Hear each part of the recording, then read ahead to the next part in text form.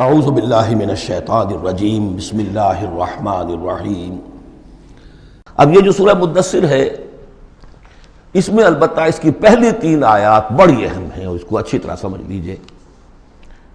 ایک ایک آیت کو سمجھیے، یا ایھا المزمل یا ایھا المدثر، ان دونوں سے ایک بات سمجھ لیجئے کہ حضور کی زندگی کا ایک خاص دور ہے جو ان کے پس منظر میں ہے، جب آپ پر غور و فکر کا، سوچ بچار کا غلبہ ہو گیا تھا۔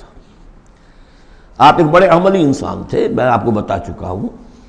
بچپن اسرت میں گزرا ہے، پھر لڑکپن اور پھر اور جو ہے جس کو ہم کہتے ہیں ڈالوسنس، وہ بھی سخت مشقت میں گزری ہے۔ پھر آپ نے کاروبار کیا ہے تو ایک سمجھیے کہ ملازم کی حیثیت سے یا عامل کی حیثیت سے کیا ہے۔ سرمایہ آپ کے پاس تو تھا نہیں، سرمایہ دوسروں کا ہوتا تھا۔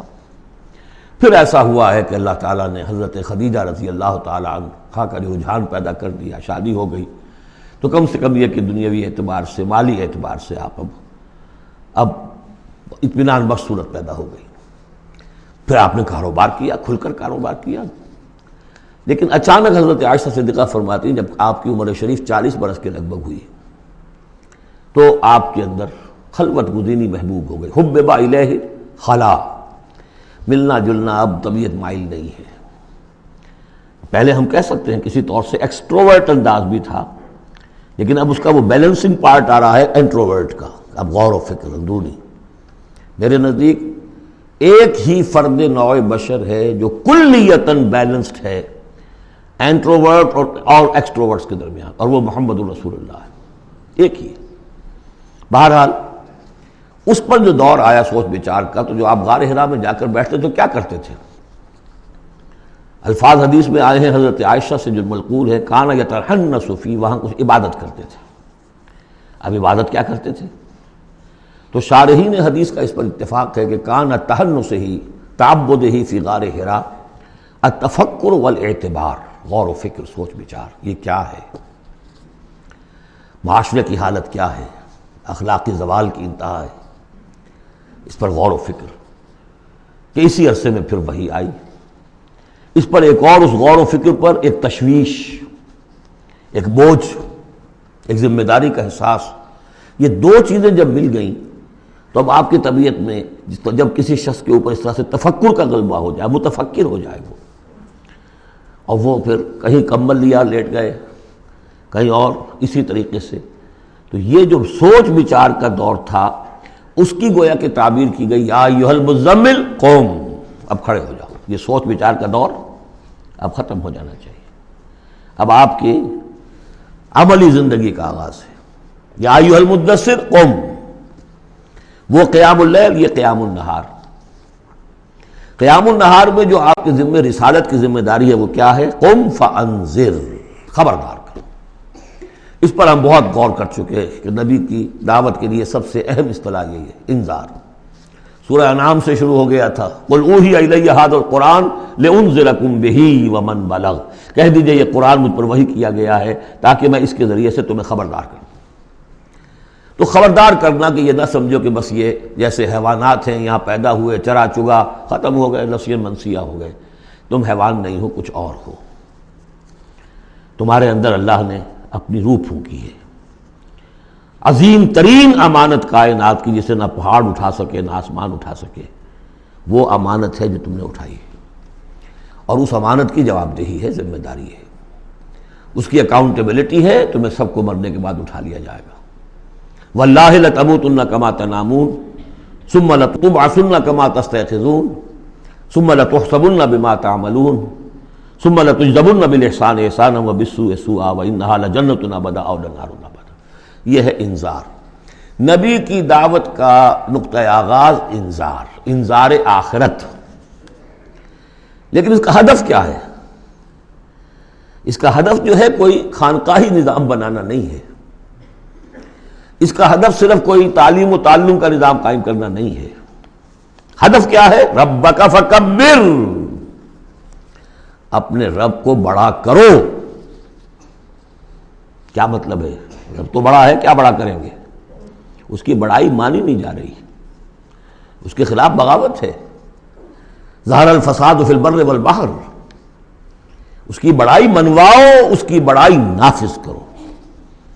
اسی کے لیے یہی لفظ ہے وہ نیوکلیس ہے، جس سے کہ پھر یوں سمجھیے بیج ہے یا گٹھلی ہے جس سے کہ تمام الفاظ نکلے ہیں۔ اقامت الدین، دین کو قائم کرو، لِیُظْہِرَهُ عَلَى الدِّینِ کُلِّهِ، تاکہ اس دین حق کو تمام کے تمام نظام دین پر، نظام زندگی پر نافذ کیا جائے، غالب کیا جائے۔ مختلف اصطلاحات ہیں۔ لِتَكُونَ کلمۃ اللہ العلیٰ، تاکہ اللہ کی بات سب سے اونچی ہو جائے۔ وَيَكُونَ الدِّینُ كُلُّهُ لِلَّهِ، دین کل کا کل اللہ کے لیے۔ یہ سب کیا ہے؟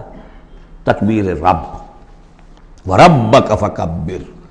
تو یہ تین آیتیں اس اعتبار سے کہ حضور کا ایک خاص دور، تدبر، تفکر، پھر فکر مندی، یہ بھی بتا دیا تھا ورقہ ابن نوفل نے۔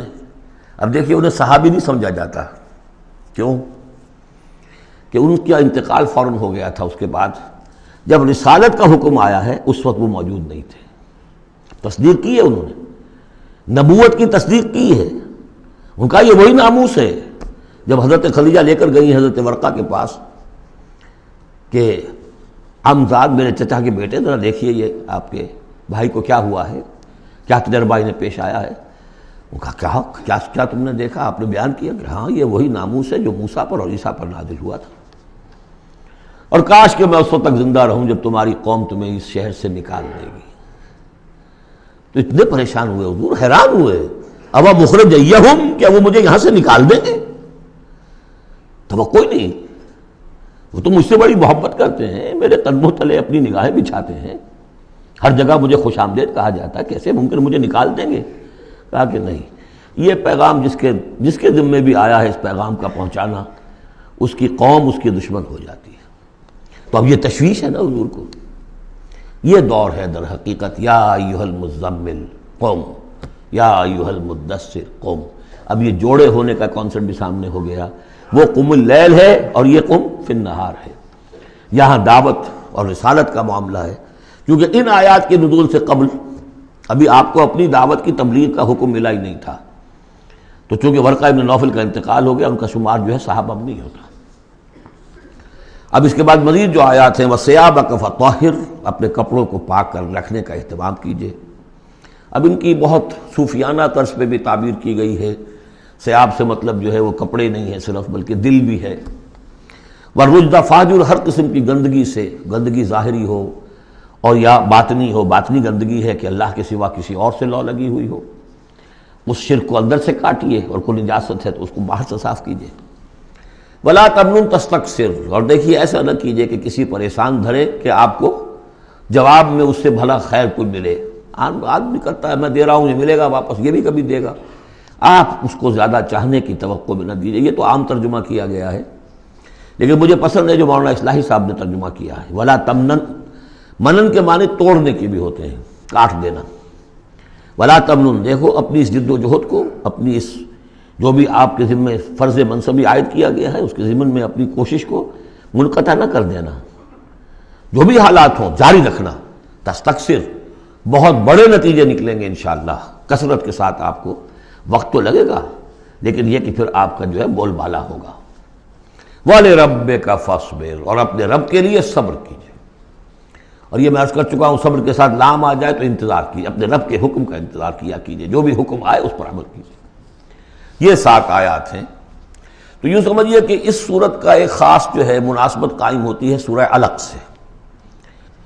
پہلے حصے میں تو حضور سے یہ خطاب آ گیا، مکمل ہو گیا 7 آیات میں۔ صدق اللہ العظیم۔